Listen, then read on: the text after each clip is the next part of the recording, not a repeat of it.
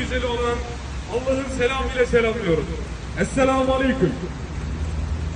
Bilindiği üzere 7 Ekim'den bu yana Gazze'de zulüm devam ediyor. Gazze halkı tüm dünyaya kimin haklı, kimin mağdur olduğunu gösterdi. Artık vicdan sahibi insanlar dünyanın her yerinde eylem yapıyorlar.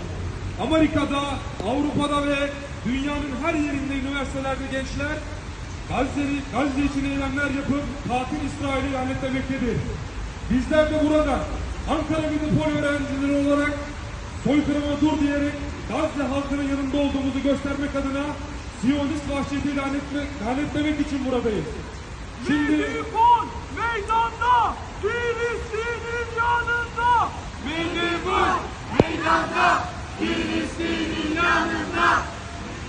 Bismillahirrahmanirrahim. Kıymetli üniversiteli kardeşim, bugün 8 aydır devam eden ve günden güne artan zulmü, soykırımı kınamak için toplanmadık. 8 aydır her gün kınadığımız Siyonist devlet dün gece 2371 blok adını verdiği ve 4 gün önce güvenli bölge olarak nitelendirdiği Refah bölgesine sığınan Filistinli sivilleri yakarak şehit etti. Artık kınama zamanı geçti. Üniversitelerde, kampüslerde, dersliklerde, meydanlarda ve ulaşabildiğimiz her yerde kalben buğz etmenin ötesine geçip harekete geçmenin zamanıdır. Haksızlığın karşısında susmaktan korkan üniversiteli kardeşim, biliyoruz ki artık dünyanın dört bir yanı Filistin'dir. Titreyen her yürek, haykıran her dil Filistin için eylemdedir. Bizler bu davayı sadece yüreklerde ve dillerde değil, hayatımızın her alanında, şu an içerisinde bulunduğumuz kampüsümüzde, yarın içerisinde bulunacağımız iş yerimizde ve yetiştireceğimiz nesillerde yaşatmak zorundayız. Bir insan olarak verdiğimiz bu sözü yerine getirebilmek adına atacağımız ilk adımımız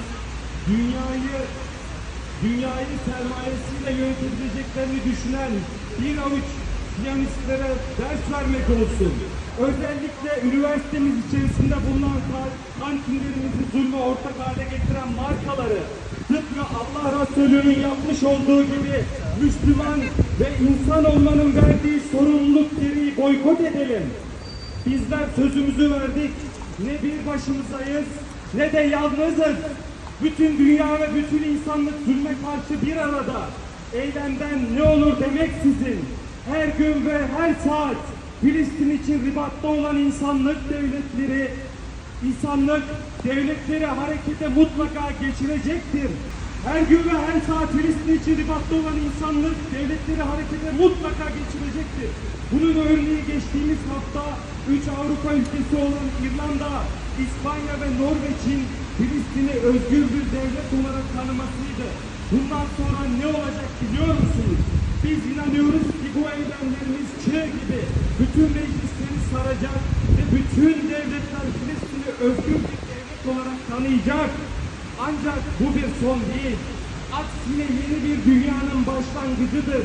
Ve biz yine inanıyoruz ki bundan bir sonraki gerçek başkenti Doğu Kudüs değil, bizatihi Kudüs'ün kendisi olan ve içerisinde herkesin barış içinde yaşadığı Filistin devletidir. Yürüdüğü zaman ayağına Kudüs gücü gelen kardeşim, asla zafere olan inancın azalmasın. Seni bu temenniyle selamlıyor ve sözünü bir biat bilip bu sözünü gerçekleştirinceye kadar yolundan dönmeyeceğine emin olarak Allah'a emanet ediyor. Buradan Türkiye'nin dört bir yanındaki üniversitelerde gerçekleştirilen eylemlere selam gönderiyoruz. Zafer yakındır ve zafer inananlarındır.